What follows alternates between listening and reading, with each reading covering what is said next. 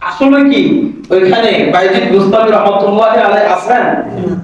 নাই। ওনার নামে একটা মাজার বানাইছে, ব্যবসা করছে। এরকম ভাবে আর অনেক জায়গায় মানুষ ব্যবসার জন্য মাজার খুলে রাখছে। মাজার অর্থ কি? মাজার অর্থ হলো জিয়ারত করার জায়গা, জিয়ারত করার জায়গা।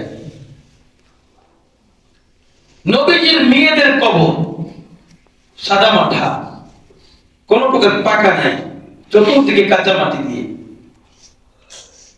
প্রকৃত পৃথিবীতে যারা আল্লাহর ওলি তাদের কবর পাকা নয়, তাদের কবর কি নয়?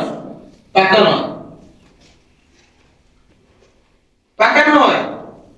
আহমদ ইবনে হাম্বল রাহমাতুল্লাহি আলাইহি তার কবর এখনো চিহ্ন রয়েছে, কিন্তু আশেপাশে কোনো লোহার কিরে বেরি নাই, আশেপাশে কোনো কিছুই নাই, একবার সাদা মাঠা একটা কবর। তারা কত বড় আল্লাহর ওলি ছিলেন। ইমাম মালিক রাহমাতুল্লাহি আলাইহির কবর সাদা মাঠা একটা কবর। বুজুর্গদের কবর সাদা মাঠা হতে হয়। আমাদের বগুড়া জামিল মাদ্রাসার বুকে শুয়ে আছেন আল্লামা ইউসুফ নিজামী রাহমাতুল্লাহি আলাইহি, তার কবরটা একটা সাদা মাঠা কবর। চরমনাই পীর সাহেবের বাবা ফজলুল করিম রাহমাতুল্লাহি আলাইহি, ওনার কবরটা সাদা মাঠা একটা কবর। ওনারও তো পীর সাহেব। আল্লামা রসুলপুরি আব্দুল মতিন নিসারী রাহমাতুল্লাহি আলাইহি, আলেম, তার কবরটা সাদা মাঠা, একবারে সাধারণ একটা কবর।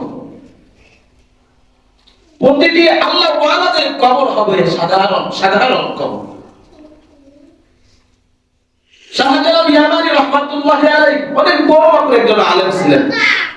উনি যদি জানতেন আমার কবরকে পাকাপোক্ত করা হবে, তাহলে তো কবর থেকে উঠে আসতেন। শাহজালাল রাহমাতুল্লাহি আলাইহি কবরে শায়িত আছেন, কিন্তু উনি জানেন না যে এই পৃথিবীর মুখে তাকে দিয়ে ব্যবসা করা হচ্ছে।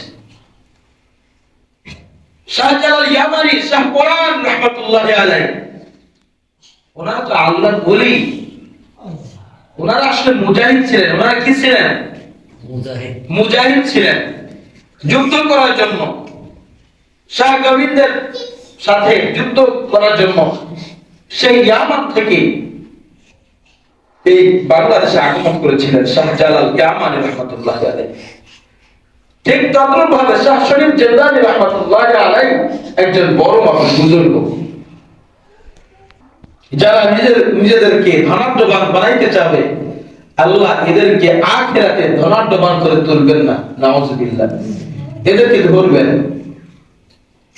যে আমার প্রিয় বান্দাদের নাম বেচে তোমরা দুনিয়াতে টাকা কামাই করছো, আজকে তোমরা জাহান্নামের সাজা ভোগ করো, নাউজুবিল্লাহ। সাহাবায়ে কেরাম নবীজি যা বলেছেন, সাহাবায়ে কেরাম